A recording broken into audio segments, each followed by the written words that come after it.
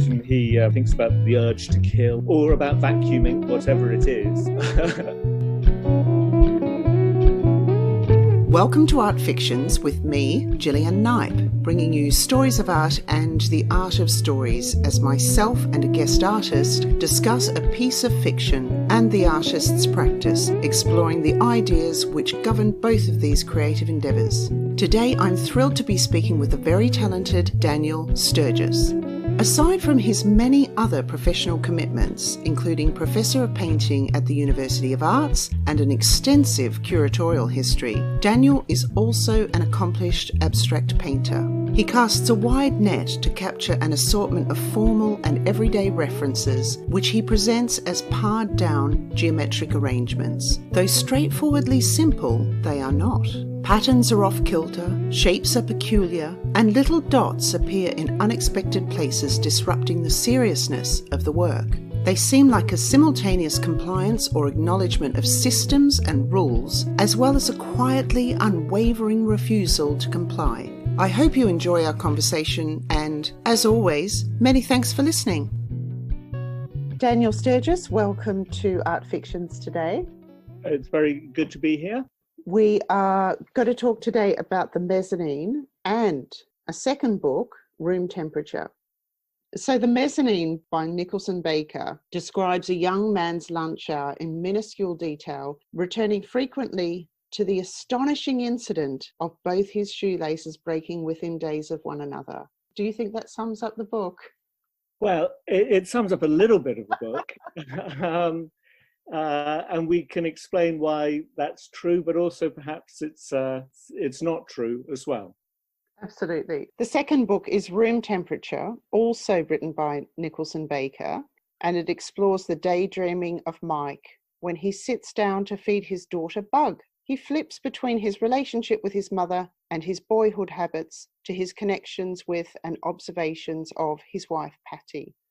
There's so much else that goes on, obviously, but they're both something like Diary of a Nobody or The Journal of the Disappointed Man. I also thought they were rather like Virginia Woolf's A Mark on the Wall, which I discussed in the last episode with Frances Richardson.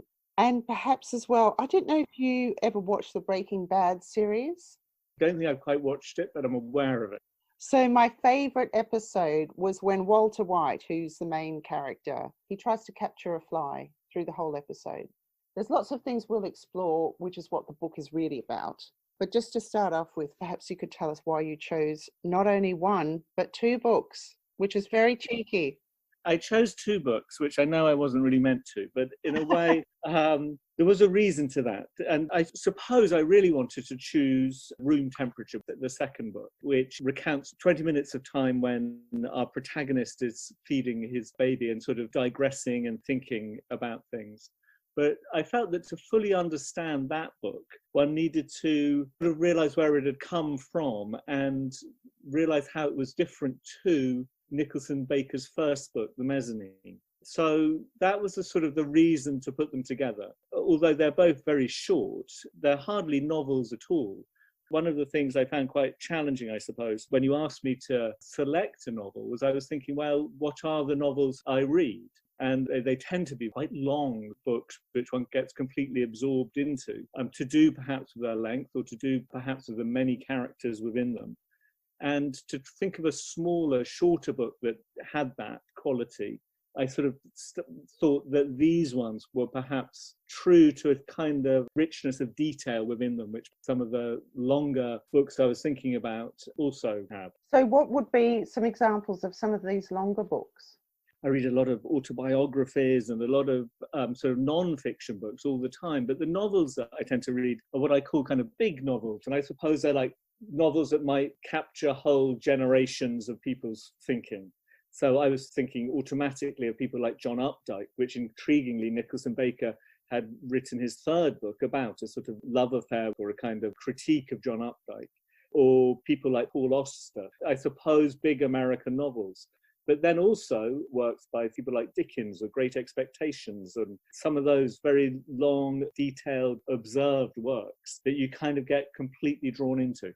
What do you think it is with American novels then, or American writers? I don't think it's just to do with American writers, but there is a position that America had a certain glamour or a certain otherness than sort of rather drab England did in the reign in London in the 1970s and 80s. Okay, I wasn't here then, so I just have to believe you. I thought that it's worth going over a couple of the details that are in one or both of the books. I don't know if you had any call-out pieces, but I think it's hard to understand the books unless you actually quote from them. I would say just broadly, the Mezzanine, which had me much more hooked than its cousin, Room Temperature, that went through lots of ideas about design, you know, the replacement of the paper straw with the plastic straw and the great innovation of the bendy straw. And now we're in a different time, back to the paper straw. Were there any standout parts that you thought were worth quoting?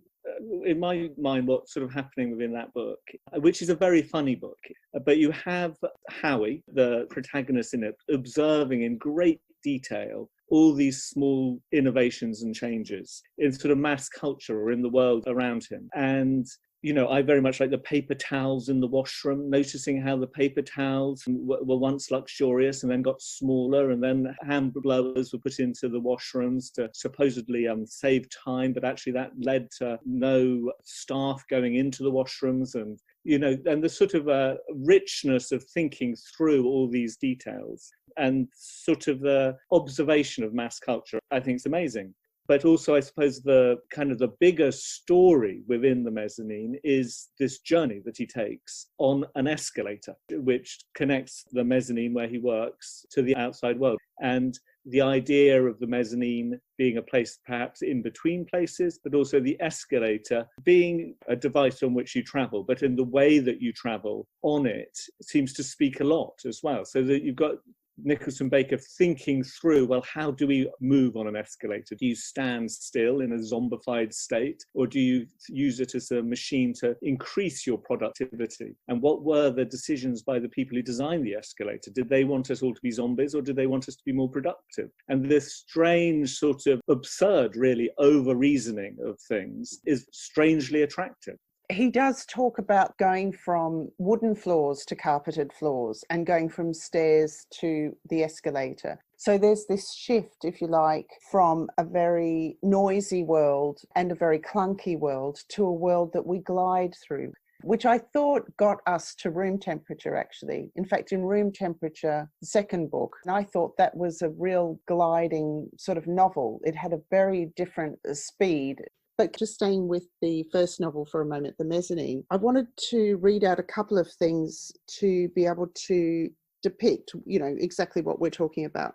So, for instance, he has a list of, I think it's 8 major advances in his life. And one of them was the way he could apply deodorant. So he says the 5th major advance was my discovery of a way to apply deodorant in the morning while fully dressed, an incident I will describe in more detail later on. And when you read it, besides the fact that you're laughing and thinking, please don't tell me more about this later on, he does tell us. And he talks about the introduction of plastic straws and says, in this way, the quality of life, through nobody's fault, went down 1/8 of a notch. Okay, so another favourite of mine was with regards to the stapler. Sadly, the Tonarm's stylistic progress has slowed because all the buyers who would appreciate an up-to-date Soviet realism in the design are buying CD players. Its inspiration era is over, which I thought was brilliant.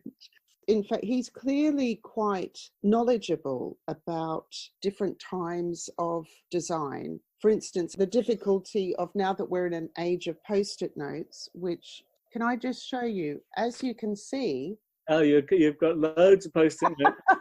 Are all through the books that you gave me to read. They have made the massive black tape dispensers seem even more grandiose and Biedermeier and tragically defunct. And so he's talking about that Biedermeier era, I'm probably not pronouncing it correctly, which was a time in Central Europe in the mid-19th century where there was a growing middle class and appreciation of the arts. So he's coming from, I suppose, what you think of as a highbrow knowledge and honing it into these everyday objects and how these objects define times in our lives and how these objects define literally the way we move around in the world.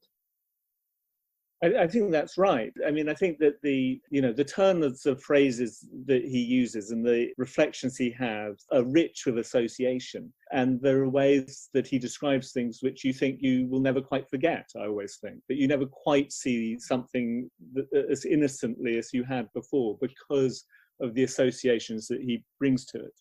He talks about drying his hands on the paper towel with moving his fingers in a bribe me sort of way. Which is a lovely sort of coming together of how you might manipulate your hands on a paper towel. And it opens something up. It opens up the trivial mundanity of what surrounds us in a very poetic way. And I suppose some of that poetry in it, which is the things that I like, there's a sort of pleasure in these observations, which are often of mundane things. It sort of runs against that idea that we're sort of ambivalent to mass culture. It's sort of showing a sort of love of mass culture and showing a sort of beauty behind it, really. And a beauty in a way which doesn't really differentiate so much between the high and the low, between the styrofoam cup or the Debussy piece of music. And you're right. I think there's a certain, almost like an elegance of the everyday. But then in another way, you know how mindfulness is really popular? I was thinking about that, staying in the present and being mindful of everything you're doing. And it sort of takes that idea to the point of absurd.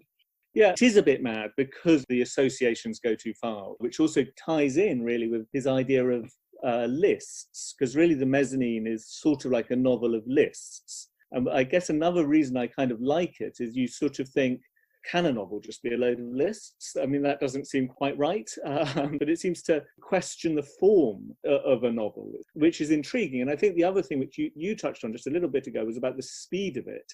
I was thinking about the speed that you move on the escalator or you go up the escalator, in what sort of mood, and that sort of runs through the text as well, strangely. Some bits you read quickly and some you read slow, but also, of course, within the text, you've got these huge footnotes, which seem ludicrous because half the page is footnote and half the page is written text, and you don't really know the hierarchy. Should I be reading all the top bits first, or then I'm going to miss this bit of the footnote? So you get a bit confused as you're reading it about how you should be reading it. So there seems to be a very purposeful disorientation going on there, which is like the disorientation, perhaps, that you're kind of experiencing with all this mass cultural world and also of associations, which may be from high culture or from wherever. So those digressions, you're right, they are all in the footnotes. And I first came across that reading Flann O'Brien's The Third Policeman. And it does show us this idea of all these side issues or digressions being just as important as everything else that happens, or informing everything else that happens. Yes, I think that's right. So nothing's less important. And in a way, it's a novel which is built on these small narratives, these small discussions, these small observations. So I suppose the story, which is very inconsequential story of a lunch hour and going to buy some shoelaces after this extraordinary fact that they've broken so recently after each other, is really no story at all. But the story is all these tiny stories, and it's those tiny stories that make up the whole, and none of them are more important than the other, and they don't really relate that much. I mean, they only relate through Howie's imagination. Almost like without these sorts of stories, we wouldn't have Rowan Atkinson playing Mr. Bean, because he doesn't accomplish anything. But speaking of the sort of edge of madness, and as you say, it is like a book of lists, but it is also a book in which he makes lists. And one of the lists he makes is the frequency of things that he thinks about on an annual basis. And 33 times per annum on his frequency of thoughts table, he has friends, don't have any. And in another part of the book, I think it's when he is actually tying up his shoelace that breaks, and Dave, Sue and Steve go off to lunch and say, see you later. And he calls them cheerful assholes because he's so fixated with his silly little details.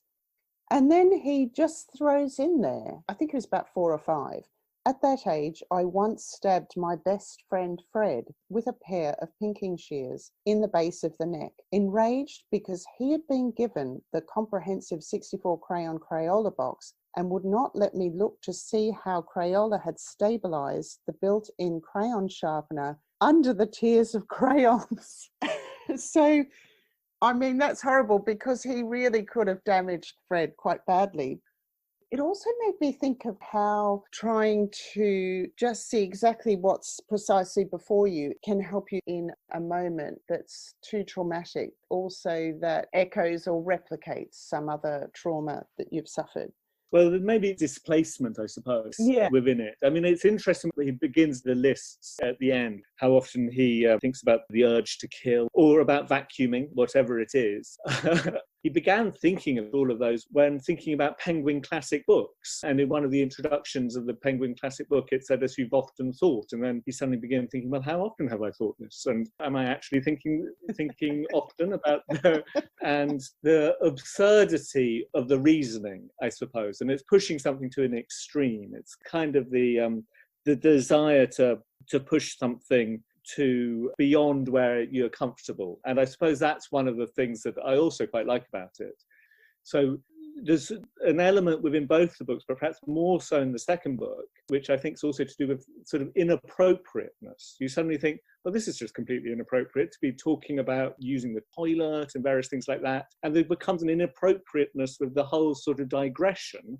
But it's that strange sort of enjoyment within that. And I suppose I'm quite interested in when things seem inappropriate or where that boundary is, because often that's really is something which is built culturally about what things should be talked about and what things shouldn't be talked about. The other reason I particularly like the second book is to do with the reflection on colour, actually. When they're talking about the Pontormo colours and the broken light, which has the colour from a painting in it. But even him thinking about that, he feels it just shows his own inadequacy about his knowledge about art and design and colour, because he feels that his wife is much more knowledgeable about this and in fact will be looking at his observations of it with a sense of sort of pity, really. Yeah. The other thing about the second book, Room Temperature, I thought was that it was a lot more believable, because even though the first one was funny, there were parts where you weren't quite sure whether this was real or not. So, for instance, in one part, he says Abe is a liar because he's asking about the shoelace problem. And Abe says, with regards to his own shoelaces, oh, I have them flown in, UPS Blue. An Indian guy in Texas makes them for me. He blends alpaca with some of the finer tweeds, then he sprays it with Krylon. Nice, I said. The secret to working for Abe was realizing that nothing he said outside of company business was serious or true. Take it easy. That's what Abe says. Take it easy. To a guy, Howie, who, you know, he can't take it easy. But it does make you think, because it's so ridiculous what Abe says. I mean, it's surely not true that he wears a different pair of shoelaces every day and has them flown in.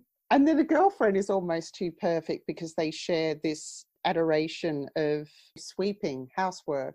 So then does the narrator actually exist? Whereas in Room Temperature, obviously he's come down to earth. He's no longer on the mezzanine and he's arrived somewhere. And the whole thing felt a lot more grounded. The whole thing felt like it was somewhere and somewhere believable. Whereas in the mezzanine, you know, he's making all these connections. He's talking about clothing ties and the tying of shoelaces and familial ties, and connects ties with his father. And for me, I read it as being in your 20s when you're not quite an adult, but you've been given that label. But it's a bit of a manic up and down time. And then having a child kind of grounds you in room temperature. So we're in a room now, you know, we're not in an in-between place. Yeah, I think that, I mean, obviously there are similarities, but I think that they are different, the books. For me, I prefer Room Temperature, not because it's more believable, because in a way it's not really, but because the visual imagery, I suppose, within it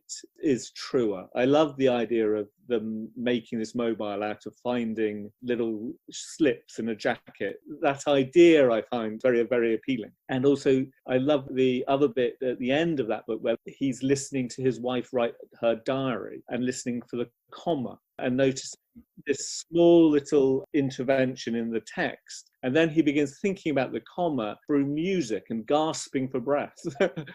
And again, it's just a slightly tangential way that you might be thinking about something. And I suppose it's not free association at all. It's a sort of tangential type of association. It's tangents and taking things to extremes. And I suppose those are qualities which I think have a beauty to them, actually. Yeah, I thought the part where he talks about his wife, because he tries to read her diary. She keeps a diary of their child, who's called Bug, who he sometimes refers to as the Bug. And he tries to I spy on what she's written and can't understand her handwriting. So he then takes to appreciating the sounds of her writing and that shift of her hand across the page. And I thought that was so beautiful. And he seemed to think that that evoked so much more tenderness than anything she could have written. That's right. And I'd say that that idea of the sound of writing, well, certainly I hadn't really thought about that before. So it's sort of like a strange gift that you now suddenly think, oh,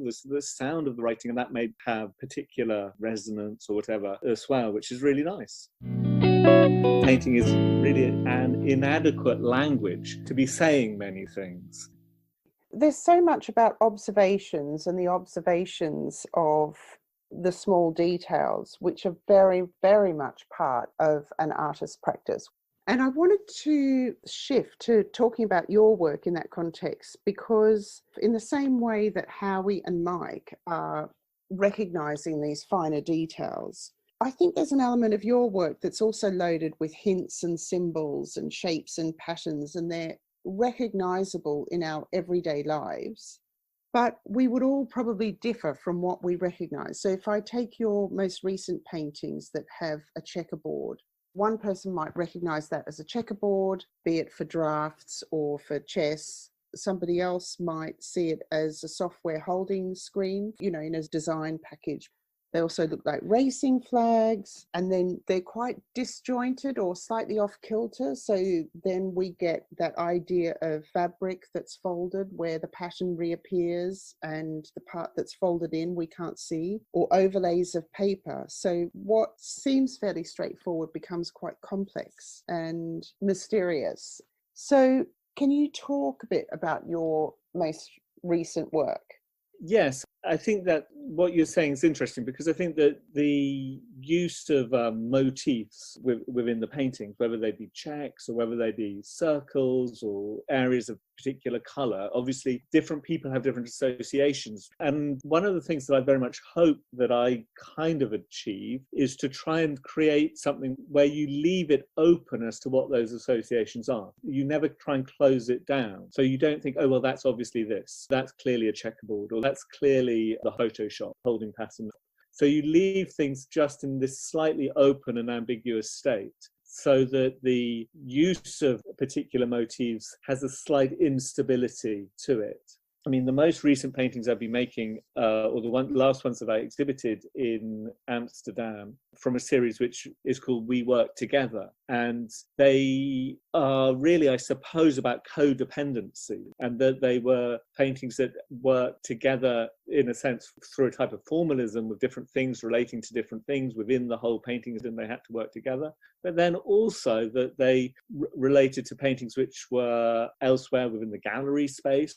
And then also that the actual motif from the painting had a vague echo, just a very, very slight echo of the schematic drawing of Vitruvian Man by Leonardo, so that there was an idea of a sort of humanism within it as well. So you had all these different things running together, but none of them hopefully sort of overpowering the other, so that there is an openness.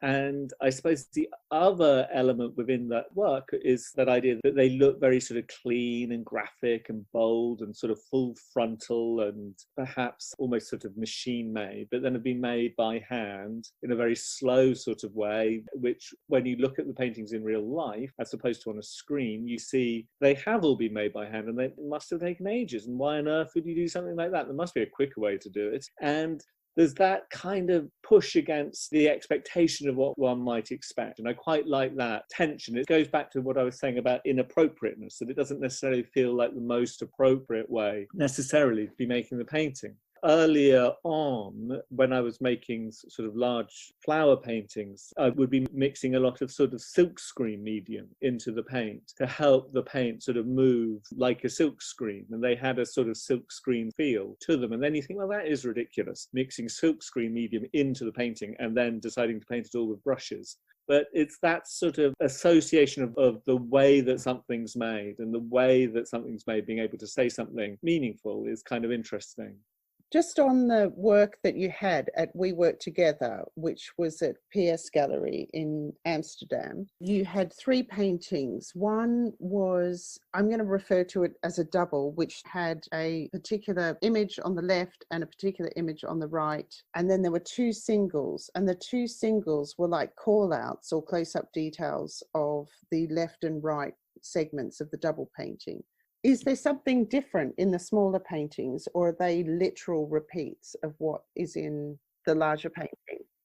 In a sense, it's all about equivalence, I suppose. They're not literally the same. In fact, they're very different. They're equivalent. So the colours are identical, but the sizes of various squares and checks are different, and the angles are slightly different. And obviously the sizes of the inserts in the bigger painting are different. But you sort of think, well, they're obviously related. I mean, they get on with each other. And I suppose it's that sort of relationship of things being similar but not quite the same, things being accepting of those sorts of differences, which I quite like.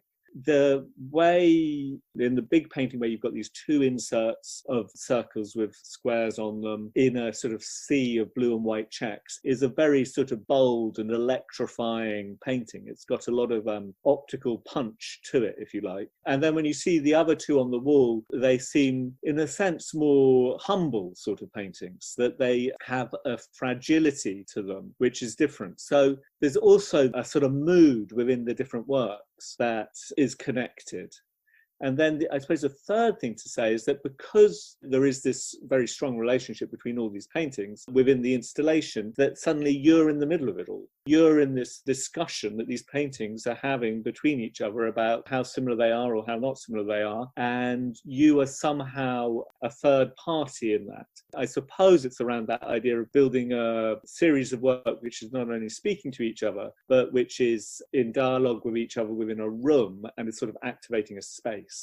Absolutely, because it's almost like when you walk into the space that you're interrupting the paintings. They're having a little conversation that was going on, and you've walked in and interrupted it, so they have to stay stumm until you've left the room. The other thing about them is that, now this is a really crass dumbing down of what is going on the canvas, so I'm apologizing in advance. But it's as if there's an all-over checkerboard pattern, then a smaller checkerboard pattern, and then a circle on top of that, and then an inset checkerboard pattern on top of that, like they're stacked up. Is that the way that they're put together? You're right to notice that there's sort of stacking of one thing being on top of the next, on top of the next. And I suppose what I'd say is that there are small drawings which sort of begin the process where I'm working everything out. And they're made not as a stack, but they're drawn, and then each sort of area is worked out individually. But I like that idea that there's just a dumbness in putting one thing in front of another thing in front of another thing. And then there's a spatial element within that, which is to do with if you've got these 2 or 3 or 4 levels within the painting, well, which one is the one that's sort of dominating or which one isn't dominating? And there's a sort of play there, which is optical, but I think it's also a slight kind of psychological play. It's about where these planes are. They're quite different, though, than your previous paintings. You referred to the flower series. There's also the boulder series where you have things next to one another as opposed to things on top of one another. Yeah, I think that's sort of right, that with the boulder series, which were these paintings with big grey forms which sort of jostled next to each other and had other forms placed on them, they very much felt that they were on one plane. And I suppose I'm interested now to thinking about how one can still create a real sense of flatness, partly because flatness is something that is inherent within paintings. I mean, they are flat, but also within discourses in modernism and everything, flatness is an interesting conceit. I suppose when thinking about elements of postmodernism, which perhaps goes back to the book a little bit, where you've got all this talk about surface and the surface of the world around you, that there's no depth or meaning behind it. Well, actually, I think Nicholson Baker shows that there is a depth and meaning behind it, and in fact, a beauty behind it. And I suppose within the sort of use of flatness within the paintings that I'm working on at the moment, I'm trying to create this sense of depth, but still, in a sense, it's a micro depth. You recognize that these are planes, but they're very close together. Yeah, I was having a discussion with another painter recently, and we were talking about the thinness of the space on the canvas. I do think of this more recent series as having that very thin space, as in it does allude to a space, but it's not what we would think of as three-dimensional space. It's not three-dimensional space, and it's not a sort of modernist flat space. I think there's an element which is digital within it, but yet they're made in this sort of very handmade way. I think there's an element which is to do with a kind of casualness of things just being on top of each other, which is not necessarily windows on a computer screen, but just bits of paper on the table. You know, it's the same sort of thing. But you sort of want to project into thinking, well, what that space is. And when I go back to that idea of things being open, that you don't want it to close down, but you also want to know that this is made exactly with the perfection or the level of care that it's needed. So that within the checks, there's often 3 or 4 different whites, which you don't notice in a photograph necessarily, but when you see it in real life, you think, oh, look, these are different whites, or these are different reds, or the level of detail there, which takes time to see, I guess. And you once said, if it's simply an abstract painting, then I failed. You actually said that to me yesterday on the phone. I think that's true. I mean, I do think that if it's simply an abstract painting, I fail, because by that I mean that if it feels that you know it, I suppose, that it feels familiar, it's failed. I mean, I think the terms abstract and figurative are a little bit redundant, I suppose. I see that my painting's working very much within a language of painting or a tradition of painting. And I do think that painting has a lot of past behind it. And one therefore needs to be pretty careful about not only recognizing that past, but also about not just regurgitating it. So if something feels like it's just being like an abstract painting, then it feels like, well, it doesn't have any meaning beyond that. It doesn't have any meaning beyond, you know, being beautiful or decorative or whatever it is. And I'm interested in a sense to be not necessarily hiding, but having within the paintings slightly more, not necessarily profound, but observations about the contemporary which resonate, I suppose. But yet I also sort of feel that painting is really an inadequate language to be saying many things. And that idea of painting not being quite adequate enough to articulate what you're saying or want to say is very appealing. And that idea of painting being slightly inadequate, an idea which in a sense perhaps dates more or less from the same date as the Mezzanine book, which I read when I was a student, but also this idea of painting being inadequate was something that was talked about a lot in the late 80s when there was a big return to figurative painting and a big return to neo-expressionism. And in an essay or article by Benjamin Buchler with Gerhard Richter, they talked about painting being inadequate. But its inadequacy, in a sense, was to do with the age that we're living in now, rather than the paintings themselves. And I quite like the idea that, you know, painting has this history of an ability to talk about grand subjects, but is it able still to do that? What I hope is that, in a way, it's not quite able to do it, but it can still make it sort of talk about elements to do with hierarchies or power structures within them, or the role of a sort of handmade in the machine world, so that there's elements of humanism, I guess, within this language. So why is it, do you think, that the problem is not so much painting, but the way that painting is in the world now? So what is it that makes it particularly inadequate now? Well, the argument at that moment in the 80s was that painting as a language to speak about, you know, the contemporary world, it was unable to do so. It had removed so many voices from itself. So how could it respond to feminism? How could it respond to the war in Vietnam? How could it respond to the horrors of the Holocaust?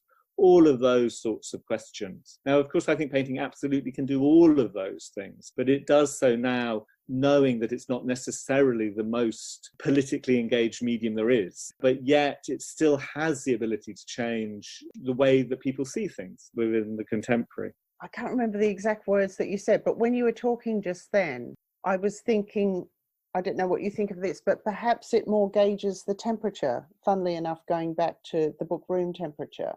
It gauges a sense of how things are or where things are at. Yeah, I mean, I think that's right. I mean, I think that's a nice idea about sort of gauging the temperature. I think it's through association that the meaning of paintings becomes sort of visible. One of its appeals is that it's an art form which tends to be singular, that it tends to be made by one person at a time, and it's an art form that has this history to it. And it's somehow the coming together of that history, the one person at the time, and the contemporary, where it's a sort of triangulation of those three things. I think that negotiation has an ability to be meaningful, but doesn't reflect, because it's also creating a kind of vision of the now, of a particular environment or a particular set of thinking at a particular moment. So maybe temperature is a nice way to think about it. Beyond the individual or beyond the one person who's creating the work, there are also extensions of that. For instance, this podcast, where I am interested in talking to people who I would say I would have a connection with when I look at their work, in the same way that you have created quite a number of significant curatorial projects as a way of extending your thinking about your own work. And of course, you're also professor in painting at the University of Arts London. But I wanted to come to some of your other influences and artists that you particularly admire. And I did ask you for this ahead of time. And you sent me a list of Peter Kinley, Prunella Clough, who I think is magnificent. And I don't know how she's not more well known. Yeah, she should be more well known. There needs to be a proper show of her. Gosh, that would be amazing. Patrick Caulfield, Ian Hamilton Finley, and Pontormo, or Jacopo of Pontormo. And you also mentioned Corbusier, the architect, and Borromini, another architect. But I wanted to come to one of the people you mentioned who I thought was fascinating, which was Barney Bubbles. And he was a big graphic designer in the 70s, and his big thing was record sleeves laden with symbols and riddles. And I did a quick scan on his record cover designs, and they're absolutely magnificent, and they seem to connect really nicely with the book in terms of design, you know, like Hawkwind's series of record covers where you get all that text design which looks like big bang 20th Century Fox, the Mustang, the Studebaker Hawk, you know, it's really cool. Tell me what it is about him that you're really interested in. So Barney Bubbles, as you say, was a graphic designer, and there's a huge amount of playfulness within what he's doing. And I suppose that's what really appeals to me. There's an element where he's sort of cartoonizing paintings, like the Kandinsky painting for the Damned second album. There's a sort of use of the little symbols that you might have within printing, within the main design. There's a play with the hierarchies, I guess. So all of that I very much like. In 2013, I curated a little show which was called Red, White and Blue at Chelsea Space, which Michael Bracewell wrote the catalogue essay for, which was sort of about painting, but not just painting, but sort of about pop graphics, I guess. And we had quite a few Barney Bubbles works in that.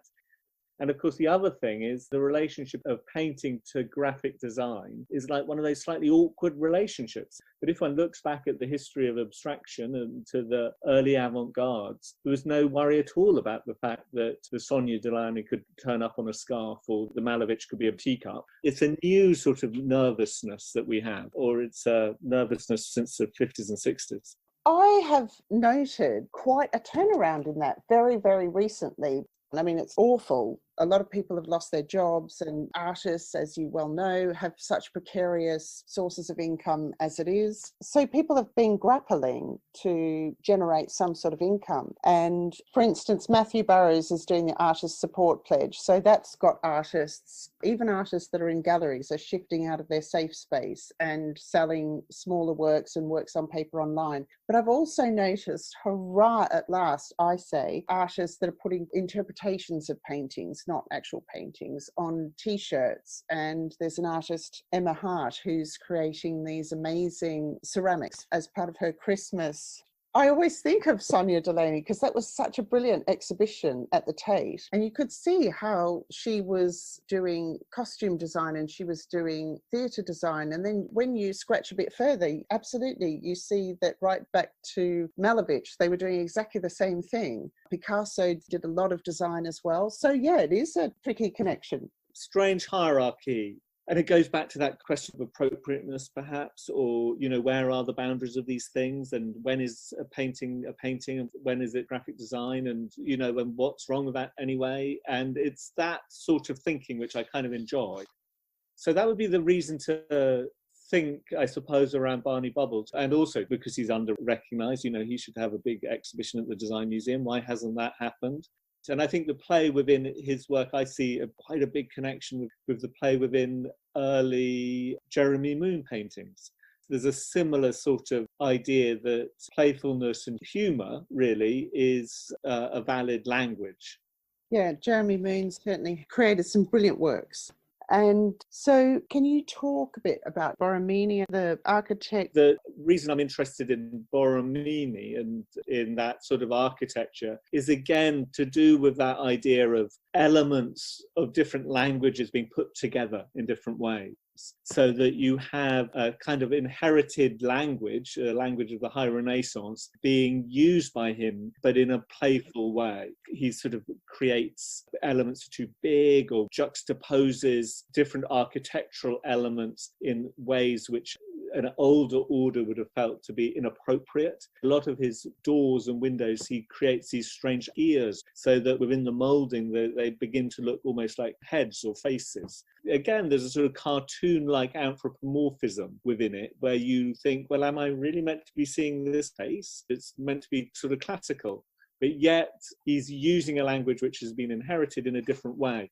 And I suppose that's one of the things that I slightly feel within respect to the language of modernist painting is that, in a sense, the language of modernist painting has already been written and painters now have all turned up a bit late to the party and we've inherited something. So what are you going to do with that inheritance? And somehow, by looking at that historical moment in the 1600s and 1650s, where those early Baroque architects were playing with the language that they'd inherited, there are certain clues. And they're doing it in one sense to amuse, but also in a sense because it speaks of that age. And that's when I said, well, if I just make an abstract painting, then in a sense I failed. Well, to me, it's because an abstract painting is from a different age. You can't imagine we're all in New York in the 1950s anymore, or in Russia in 1914 anymore, or in Belsize Park in 1930. I mean, it's ridiculous. And that means that you can't be using those forms anymore. I'd love to talk about all the rest with you, but we need to finish up. I'd like to know where we can see your work coming up soon. Yes, got a few things happening at the moment. So during this lockdown, in fact, 2 exhibitions which I had thought were going to be happening in November got delayed, and I guess will be happening in the spring. So one is an exhibition which is called The Science of Painting.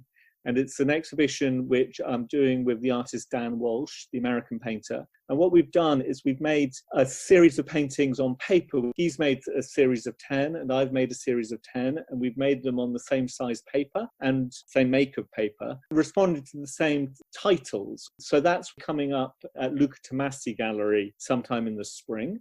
And then also sometime in the spring, I'm doing a show at Martina Cacelli's Ram space in Camden Town, which I'm very delighted to be doing. And she always puts an artist based in London with another artist based in Germany. And so that's a 2-person exhibition with someone called Sheila Katami, whose work I don't know, but looks really interesting. So we're not quite sure when that will happen, but again, it will be soon. Okay, fantastic. Actually, I want to ask you one more question, which is, Daniel Sturgis, what are you reading now?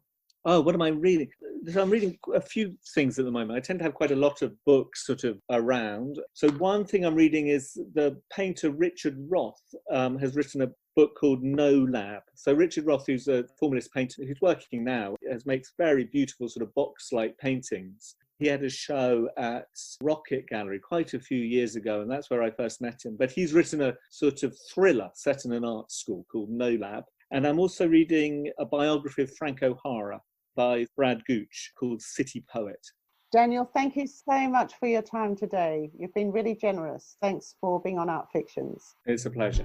Thank you to this week's guest and to all the artists who continue to inspire this podcast. And thank you for listening to Art Fictions with me, Gillian Knight. If you enjoyed this podcast, please subscribe, please review, and of course you're welcome to get in touch with me directly if you'd like more information via my Instagram, artfictions2020, or my website, gillianknight.co.uk. Across these you'll find images of the artist's work as well as any relevant links we mentioned today. Many thanks to Griffin Knipe for his original music composition and performance. Happy reading and art viewing till next time. So I think I'll go back and do some painting, and there's always work to do in the studio. That's one of the nice things. Have you been teaching online or? There's been a bit of teaching. I was doing that this morning, teaching online, doing the dissertations today, which I always like, but it's easier doing that than with the studio work.